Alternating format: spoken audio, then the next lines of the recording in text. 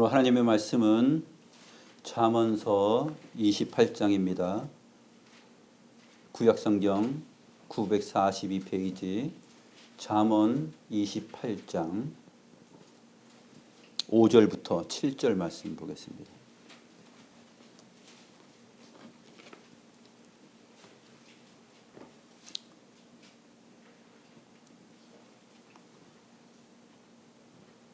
잠언 28장 5절부터 7절입니다. 제가 하나님의 말씀을 받들어 하겠습니다. 악인은 정의를 깨닫지 못하나 여호와를 찾는 자는 모든 것을 깨닫느니라. 가난하여도 성실하게 행하는 자는 부유하면서 굽게 행하는 자보다 나으니라. 율법을 지키는 자는 지혜로운 아들이요 음식을 탐하는 자와 사귀는 자는 아비를 욕되게 하는 자니라. 잠언서의 내용, 잠언서는 잠 올 때 듣는 본문이에요? 아니죠? 정신 차려야 되는 본문이죠. 잠언서는 단순한 교훈집이나 속담이나 그런 내용이 아닌 것을 여러분들이 알고 있을 겁니다. 잠언서 또한 하나님의 말씀이요 하나님의 계시이기 때문에 성경 전체에 하나님께서 말씀하시고자 하는 그 계시의 참된 본의를 생각하면서 잠언서를 친숙하게 대해야 됩니다. 그래서 잠언서를 단순한 도덕적 교훈집 정도로 생각하면서 마음껏 우리가 이거 쉽네 하고 생각할 수 있는 것은 아니에요. 쉬울 수 있는데 성경 전체의 내용을 잘 알면 쉽습니다. 그러나 성경 내용을 모르는 가운데서 이것을 도덕과 윤리로 이해하려고 그러면은 쉽지만 다른 길로 가는 것이죠. 오늘 5절에 악인이 나옵니다. 악인. 악인이 나오면 반대편에 누가 있을까요? 선한 사람이 있죠. 선, 악과 선이 있습니다. 그러면 악은 언제 생겼죠? 악은 언제부터 있었어요? 맞아요. 처음에 하나님께서 모든 것을 창조하셨을 때 보시기에 좋았다 그랬어요. 좋았다, 토부했다, 선하였다 그랬습니다. 보시기에 좋았다라는 내용이 나오는데 나중에 창세기 2장에 가면은 아담 혼자 사는 것이 보시기에 좋지 않았다라는 내용도 나와요. 왜 좋지 않았다 그랬을까요? 모든 만물을 다 창조하시면서 좋았다 그랬는데 좋았다는 것은 그냥 기분이 좋았다는 뜻일까요? 좋았다는 말은 무슨 의미냐면 하나님께서 작정하시고 계획하시고 뜻하신 대로 그것이 이루어졌다라는 얘기예요. 내가 계획하고 내가 준비하고 설계한 것이 다 되었을 때 좋아요, 안 좋아요? 좋죠. 그런 것처럼 좋았다는 거예요. 그러면 아담 혼자 있을 때 왜 좋지 않았을까요? 아담 혼자, 남자 혼자 있는 것은 하나님께서 원래 계획하신 것과 다르다는 내용이에요. 그렇기 때문에 좋지 않았어요. 그래서 잘 답변한 것처럼 이 모든 것이 선하고 좋았는데 선만 있었어요. 그런데 악이 들어오게 되는데 그것은 사람의 타락으로 인하여서 악이 들어오게 됩니다. 그러면 우리는 선과 악에 대한 개념이 단순히 철학적 윤리로 되는 것이 아니라 신학적 윤리 안에서 선과 악이 정의된다라는 것을 알 수 있죠. 철학적 윤리라는 것은 뭐냐면 사람들이 하는 생각이에요. 많은 철학자들, 그 다음에 또 훌륭한 공자나 맹자 그런 선생님들, 그런 사람들이 내놓는 이론들, 교훈들 그런 것들을 기준으로 해서 선과 악이 형성된다라고 보는 것이죠. 일반적으로 사람들은 그렇게 생각하는데 선과 악은 하나님께서 정하셔요. 하나님께서 정하시고 하나님께서 무엇이 선이며 무엇이 악이라는 것을 결정하시고 말씀하셔요. 그것이 성경에 있는 내용입니다. 악인이 등장하는데, 그래서 잠언서나 지혜서, 시편의 내용들을 보게 되면은 이제 평행법이 나와요. 평행법이 나오고 그 다음에 대조, 대립되는 내용들이 나오면서 의미와 뜻을 좀 더 효과적으로 이해할 수 있도록 해줍니다. 그래서 여러분들이 초등학교, 중학교 이렇게 다니다 보면은 글을 보면은 이 글 참 효과적으로 기록했구나 하는 것을 알게 되죠. 한번 5절 말씀 보겠습니다. 악인은 정의를 깨닫지 못하나. 그 다음에 반대로 여호와를 찾는 자는 모든 것을 깨닫느니라 그랬어요. 놓치지 말고 한번 국어 실력을 발휘해 보세요. 악인의 반대말이 5절에 있어요, 없어요? 있어요. 뭐죠? 여호와를 찾는 자예요. 그러면 논리적으로 여호와를 찾지 않는 자가 누구냐면 악인이에요. 우리가 배운 학교에서, 일반 학교에서 배운 이 국어 실력이 성경에서 발휘돼야 돼요. 그래서 그런 훈련들을 하셔야 됩니다. 악인은 정의를 깨닫지 못한다. 악인과 여호와를 찾는 자가 딱 벌써 악인의 반대말은 선인, 그러나 성경에서 말하는 그 선하다는 것은 여호와를 찾는 자구나 하는 것을 알아야 되죠. 그 다음에 악인은 정의를 깨닫지 못한다 그래요. 정의. 정의란 무엇일까? 정의가 뭐? 옳고 바르고 의롭고 하는 것이죠. 정의. 근데 악인은 정의를 깨닫지 못하는데 여호와를 찾는 자는 모든 것을 깨닫는다 그랬어요. 그러면 정의라는 것은 모든 것이구나. 정의를 깨닫는 것은 모든 것을 아는 것이구나 하는 것을 5절에서 우리가 또 알 수 있는 거예요. 쉽죠? 그래서 깨닫다라는 동사가 또 나옵니다. 이 내용이 6절과 7절에서도 계속 다른 형태로, 다른 표현으로 나오는데 그것이 바로 악인과 여호와를 찾는 자의 그 특징과 특성들을 설명하고 있는 것입니다.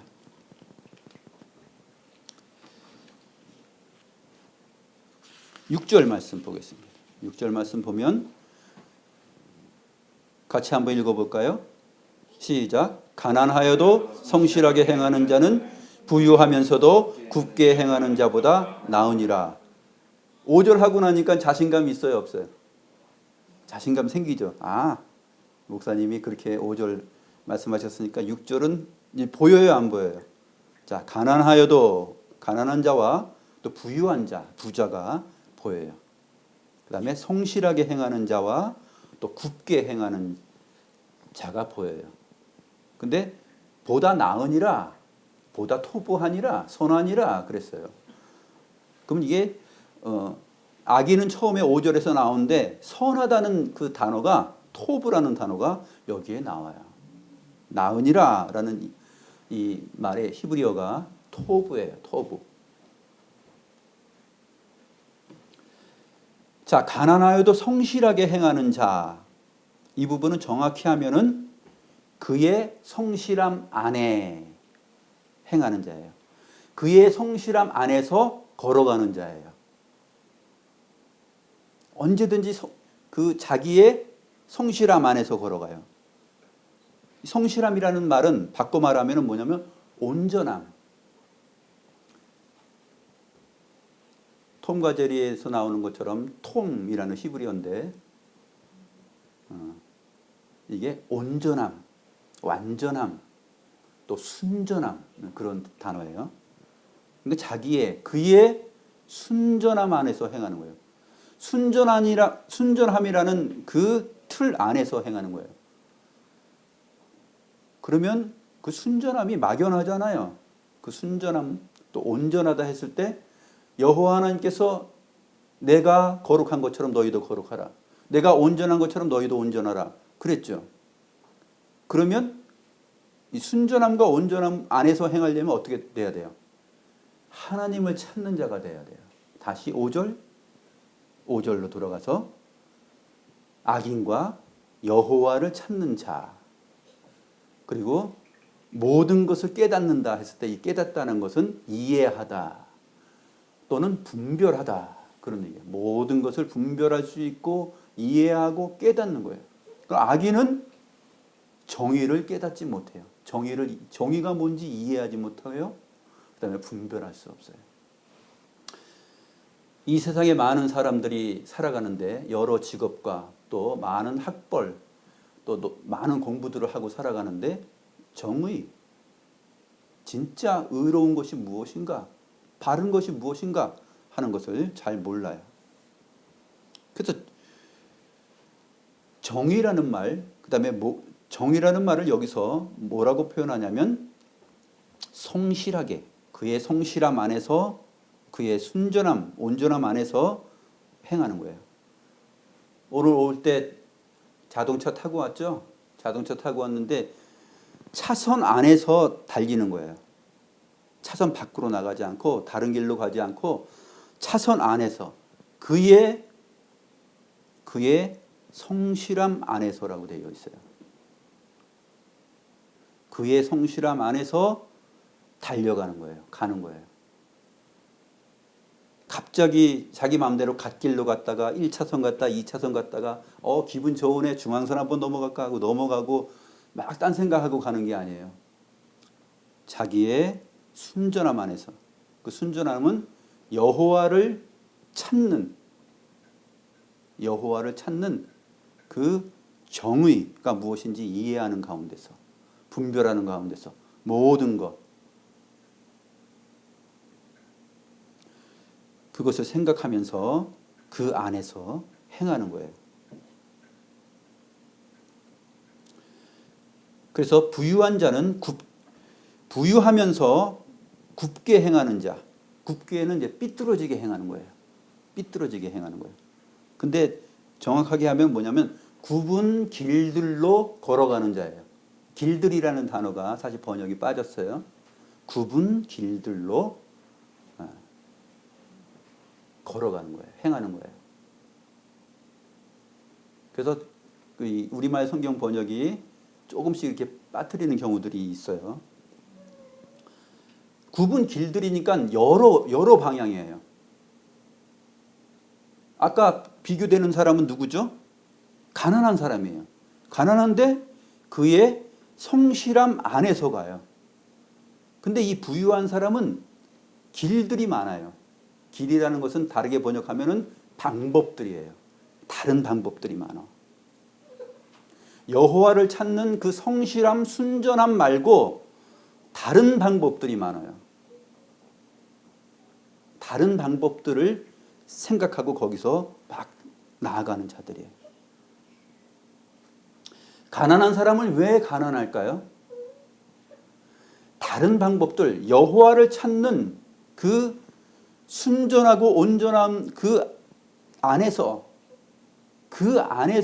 가기 때문에 가난해요. 그 안에서 정말 우리의 삶을 생각하고 정하고 선택하고 공부하고 결혼하고 사회생활하고 삶을 살아가면은 가난해요. 근데 부자들은 어때요? 방법들이 많아요. 야, 이렇게 하면 되겠구나. 이렇게 하면 살겠구나. 방법들이 많아요. 근데 그 방법들, 길들은 뭐예요? 굽었어요. 삐뚤어졌어요. 삐뚤어진 길로 가는 거예요. 하나님을 찾지 않는 거예요. 하나님을 찾지 않는 자들의 특징이 굽은 길들로 가는 거예요. 많은 길들을 선택해요. 이럴 땐 이거, 저럴 땐 저거 하면서 능수능란하게 살아갑니다. 그래서 부자예요.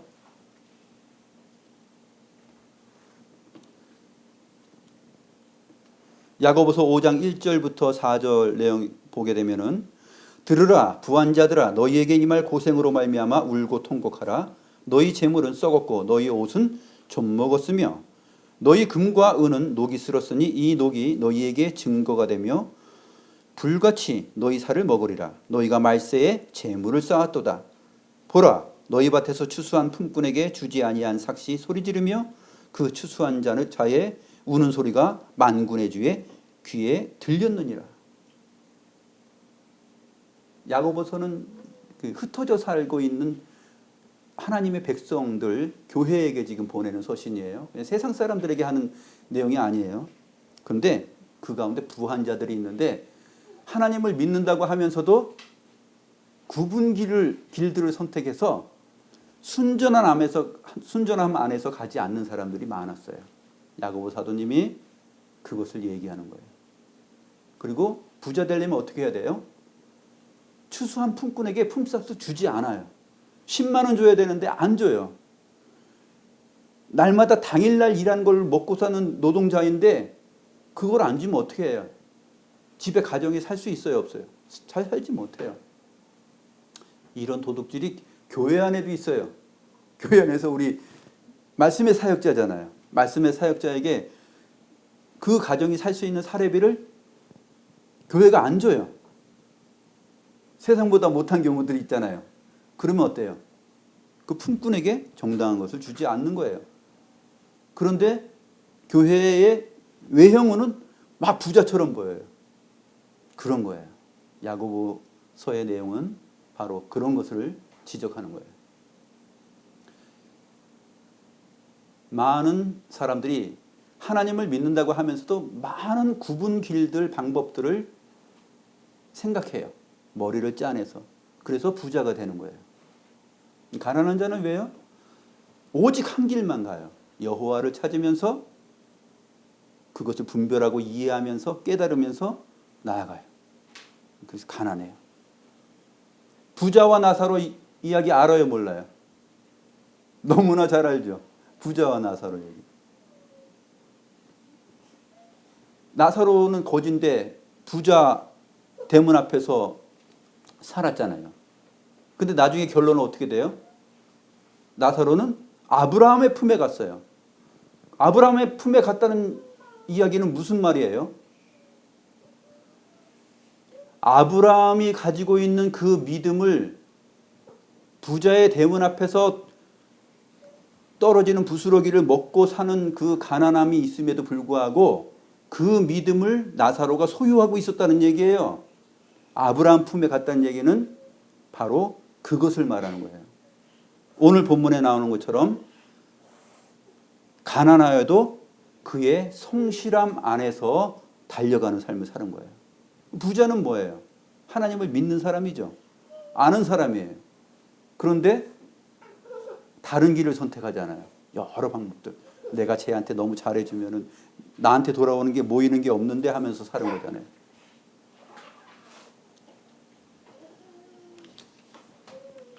그런 말씀을 이 잠언서에서 지금 하고 있는 것입니다. 그래서 잠언서를 읽을 때는 성경 전체의 계시의 내용에 입각하여서 계시 의존 사색을 하면서 성경을 쭉 읽어나가야 돼요. 그래야지만이 이거는 정말 하나님의 귀한 말씀이구나 하고 깨닫게 됩니다. 자, 7절 말씀 보겠습니다. 7절 말씀. 7절 말씀 같이 읽습니다. 시작. 율법을 지키는 자는 지혜로운 아들이요 음식을 탐하는 자와 사귀는 자는 아비를 욕되게 하는 자니라. 자, 7절도 7절 안에서 분석하고 5절과 6절을 연결시켜서 한번 생각해 보죠. 자, 율법을 지키는 자가 나와요. 그리고 음식을 탐하는 자가 나오는데 음식을 탐하는 자는 이거는 번역이 조금 이상하게 돼서 직역을 하면은 심하게 흔들리는 자들이에요. 심하게 흔들리는 자들. 심하게 진동하는 자들이에요. 마치 어떤 상황이냐면 이사야 64장 1절과 3절에 이 단어가 잘랄이라는 히브리어 단어가 나와 있는데 원하건대 주는 하늘을 가르고 강림하시고 주 앞에서 산들이 진동하기를 불이 숲을 사르며 불이 물을 끓음 같게 하사, 이런 내용들이 나와요. 산들을 막 진동하는 거예요. 하나님께서 강림하실 때 나타나는 그 현상, 심하게 흔들리는 거예요. 이사야 64장 3절에도 주께서 강림하사 우리가 생각하지 못한 두려운 일을 행하시던 그때에 산들이 주 앞에서 진동하여 싸우니 했을 때에 그 진동하다라는 단어예요. 근데 이것이 나중에 이제 잠언서 전체에서 이제 이해될 부분인데, 음식을 탐하는 자와 사귀는 자, 이렇게 번역이 되었습니다. 율법을 지키는 자, 지키는 자는 흔들림이 있어 보여요, 없어 보여요? 지킨다는 것은 뭐냐면 성에서 파수꾼이 성을 딱 지키는 거예요. 아무것도 건드리지 못해. 흔들림이 없이 딱 지키는 거예요. 그 파수꾼이 흔들림이 없어요. 성을 지키는.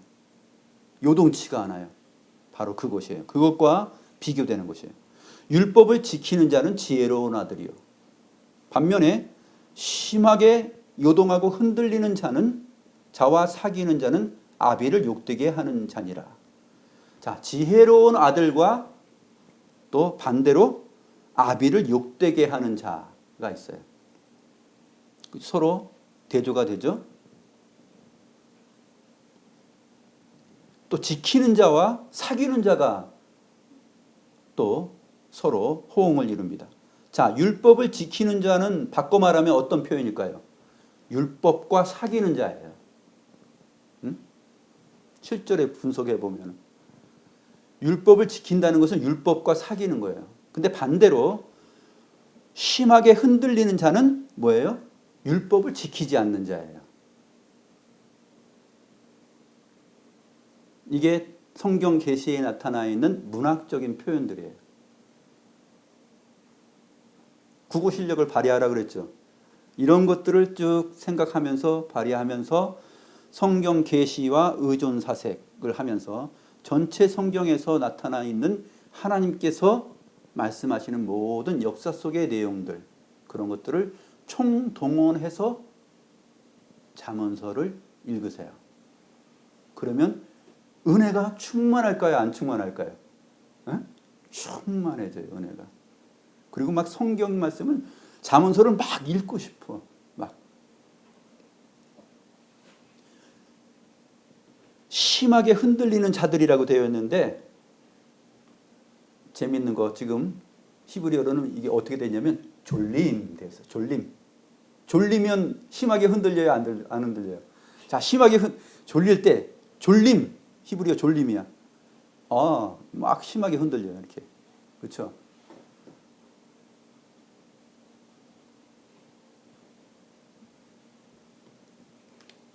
자, 5절, 6절, 7절을 우리가 살펴보았습니다.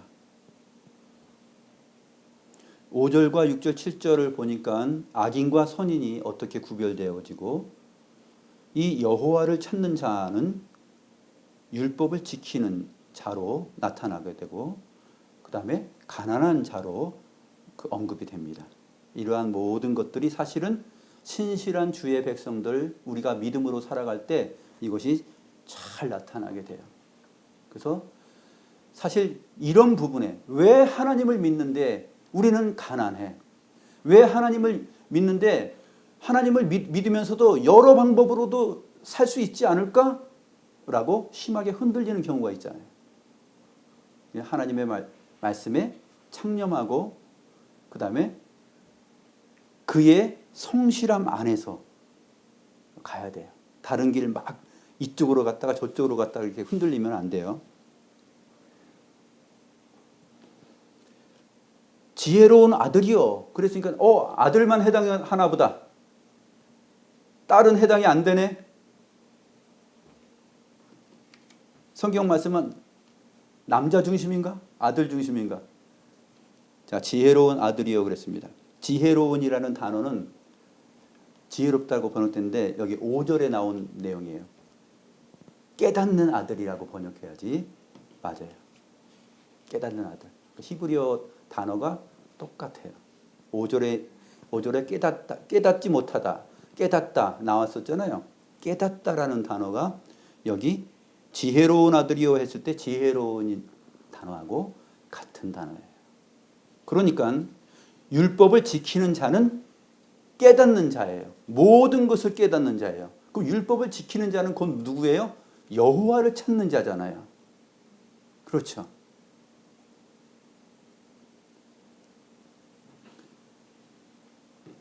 히브리어 공부해봤어요?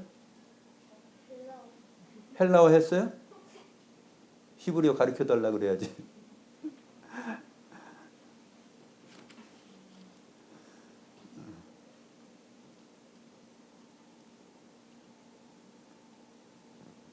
그래서 깨닫는 아들이에요. 모든 것을 깨달은 아들이에요.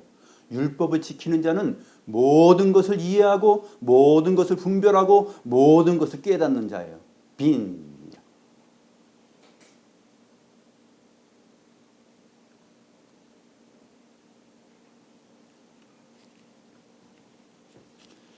잠언서 2장 1절부터 9절만 한번 같이 보겠습니다. 내 아들아 하면서 잠언서가 이제 시작되는데 결국 아들아라는 이 말 속에는 남녀노소 다 포함된 거예요. 남녀노소가 남자와 여자가 다 포함된 것입니다. 2장 1절부터 9절 한번 제가 한 절 여러분들이 한 절 읽겠습니다. 시작. 내 아들아 내가 만일 나의 말을 받으며 나의 계명을 내게 간직하며 지혜에 기울이며 내 마음을 명철에 두며 지식을 불러 구하며 명철을 얻으려고 소리를 높이며 은을 구하는 것 같이 그것을 구하며 감추어진 보배를 찾는 것 같이 그것을 찾으면 여호와 경외하기를 깨달으며 하나님을 알게 되리니 대저 여호와는 지혜를 주시며 지식과 명철을 그 입에서 내심이며 그는 정직한 자를 위하여 완전한 지혜를 예비하시며 행실이 온전한 자에게 방패가 되시나니 대저 그는 정의의 길을 보호하시며 그의 성도들의 길을 보존하려 하심이니라. 같이 읽습니다. 그런즉 내가 공의와 정의와 정직 곧 모든 선한 길을 깨달을 것이라. 공의와 정의와 정직 곧 모든 아까 5절 말씀이죠. 모든 것을 깨닫는다. 모든 선한 길을 깨닫는다. 이런 표현들이 이제 잠언서에 다 종종 표현이 됩니다. 잠언서를 1장부터 읽고 지나가다가 앞에서 했던 내용이네 하면서 다시 돌아가 보고 하면서 잘 읽어보면 좋습니다.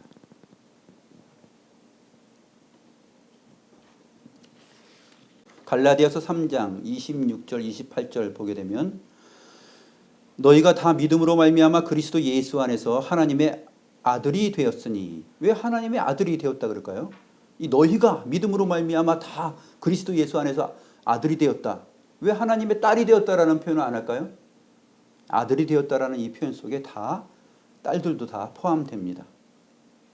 누구든지 그리스도와 합하기 위하여 세례를 받는 자는 그리스도로 옷 입었느니라. 그리스도로 옷 입은 자가 하나님의 아들만 있을까요? 딸은 없나요? 딸도 다 포함이 되는 것이죠. 그래서 28절에 이렇게 말합니다. 너희는 유대인이나 헬라인이나 종이나 자유인이나 남자나 여자나 다 그리스도 예수 안에서 하나이니라. 잠언서에서 내 아들아 하면서 이렇게 말을 할 때 그런 말씀은 성경 전체에서 이 하나님의 아들에 대한 그 내용을 보게 되면 이해가 되는 것이죠. 우리 모두에게 해당되는 하나님의 말씀이었습니다. 기도하겠습니다.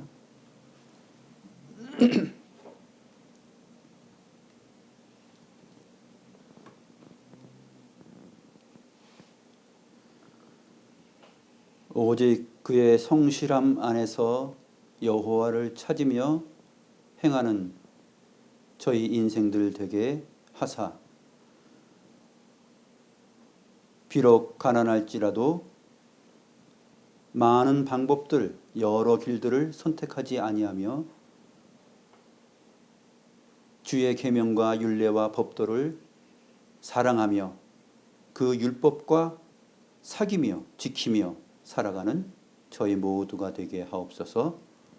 예수 그리스도의 이름으로 기도드리옵나이다. 아멘.